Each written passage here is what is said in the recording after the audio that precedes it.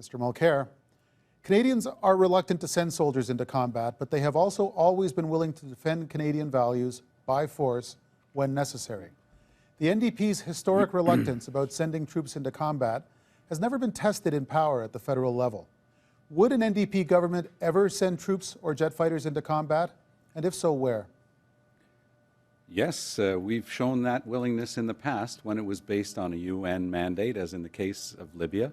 We agreed with the first two parts of that, the 2 votes in the House, and then we withdrew that when they changed the nature of the mission that they were asking us to support.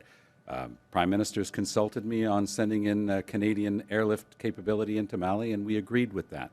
So yes, there will be times when that will be appropriate, but before I would ever send in our brave women and men in uniform and risk their lives, I will think about them, I'll think about their families, and I'll make sure that we have a clearly defined mission and a clear exit strategy. That's why when Mr. Harper started his most recent adventure in Iraq, we said, no way, this is not something that Canada should be involved in.